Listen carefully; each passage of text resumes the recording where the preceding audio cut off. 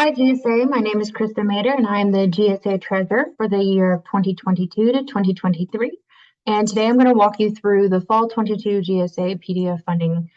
And this is the second opportunity we have actually for this fall semester.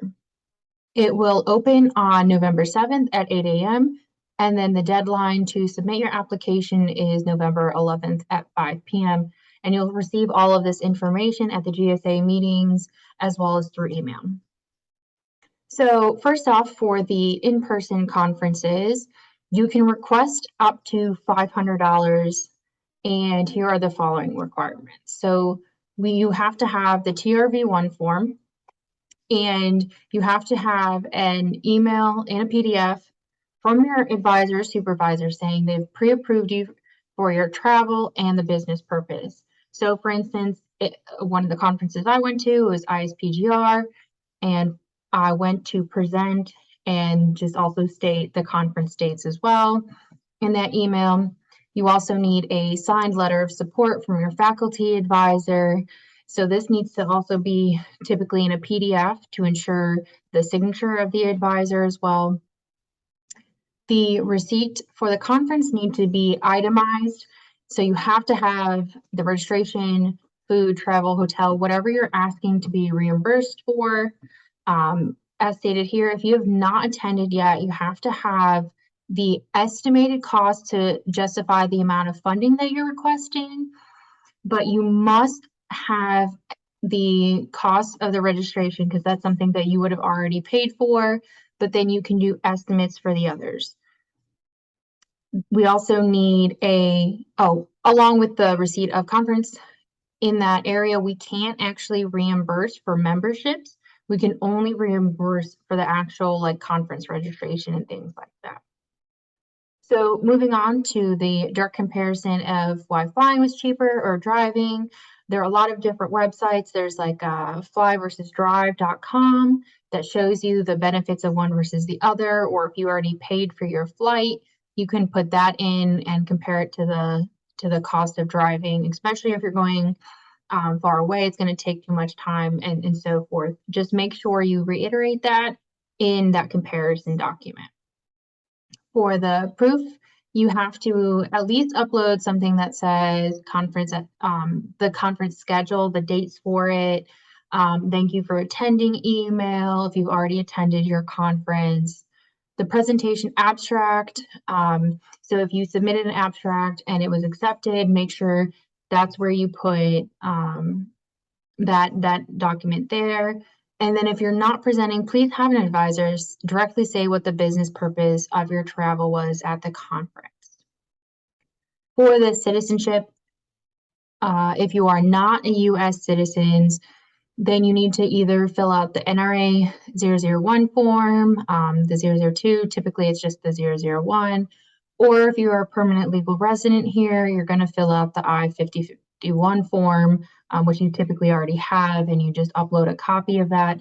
So whatever your citizenship status is, if you're not a U.S. citizen, just do the appropriate form and make sure with the NRA 001 that you upload all of the supporting documents that you see when you're filling out that form in that one document when you upload it.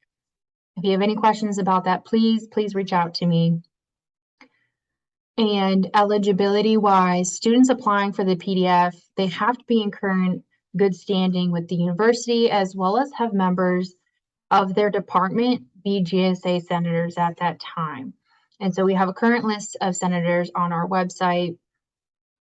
And for the progress report, if you do get awarded, you have to submit within 10 days of receiving that award. Typically it's 10 business days, and it must be completed to be eligible for future funding. You'll also get a reminder to fill it out as well. So I'm going to stop sharing real quick and show you the TRV form.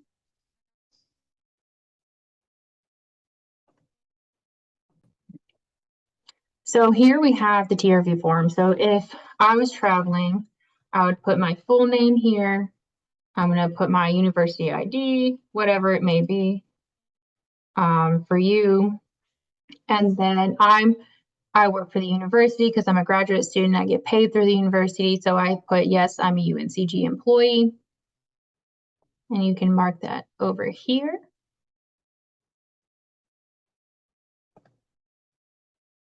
And then my contact telephone number,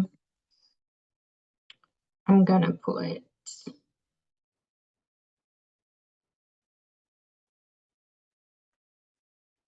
just do whatever yours is. And then if today is the date that I am filling this out, and then address, and so forth with that, you just put your address in. Are you a student? Yes, we are for the most part. Let's see here.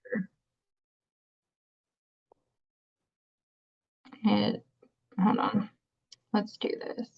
So I already had marked in this new TRV form that it has to state the official state business being checked in order to fill out this form correctly.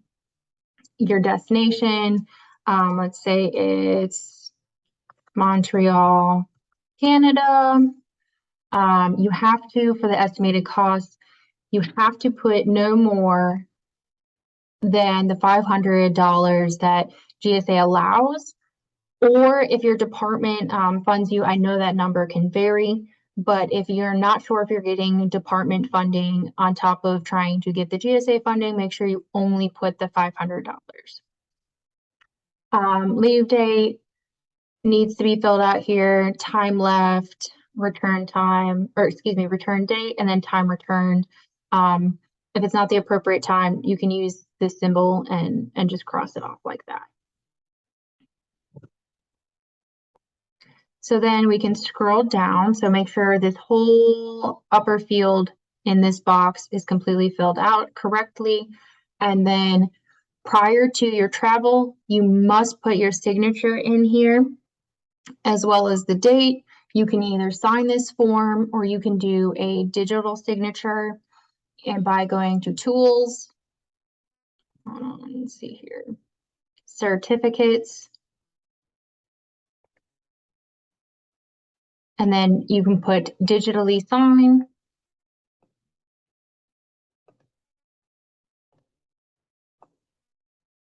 Okay.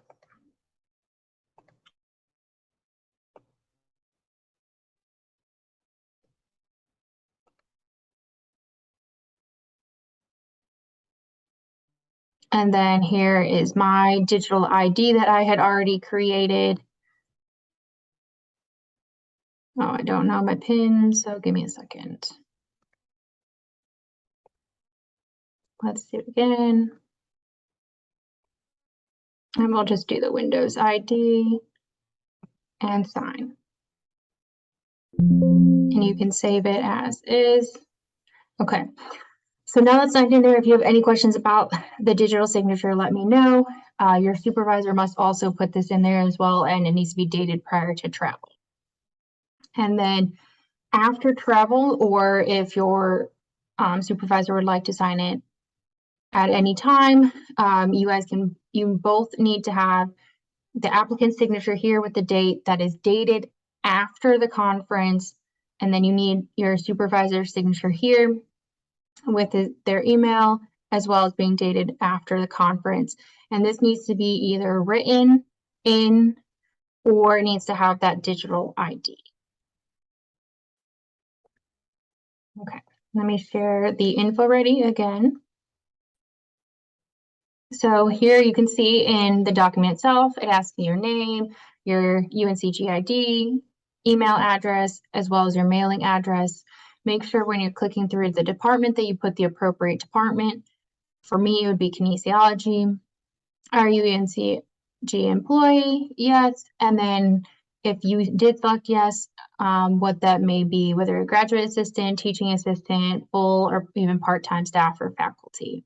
And whether you receive a tuition waiver, fee waiver, if you're a visiting faculty.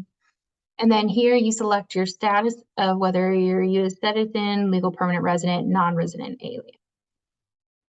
Are you reapplying for the funding from the October funding window is a question that I recently just added to the application, and you can, if you're not, just press no. If you are, press yes. and then state what you changed from your previous application. Now, for the total funding requested, you cannot request more than $500. And you can, obviously, if your costs are lower than that, please use as exact number as possible.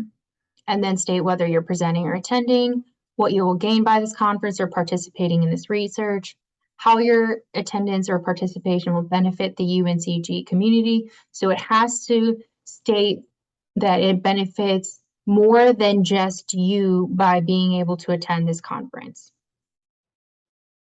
And then, of course, if you are presenting some type of research, you'll put your proposal title, and then you will actually upload your proposal abstract here. And then down below here, you upload that signed letter of support. And in this, you must clearly state the business purpose of the trip, as well as why your advisor or supervisor believes that you should be funded.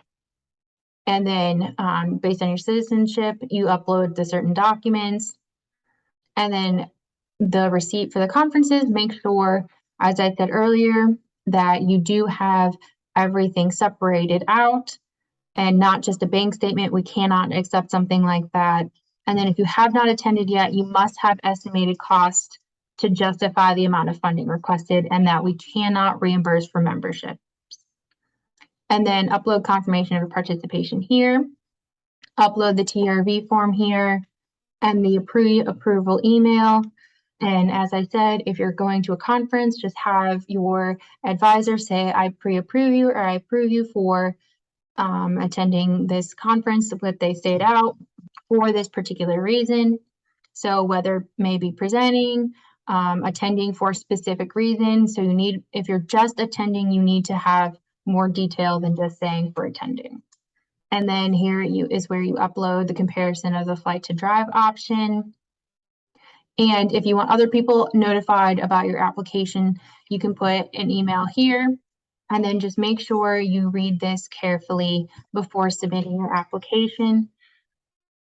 It is very difficult to try to have multiple people asking for edits. So essentially, once you submit it, it's submitted and you can't make any more edits, which is why we also have it where you can save it as a draft. So please reach out if you have any questions whatsoever as you're going through the funding process and applying for the PDF funding.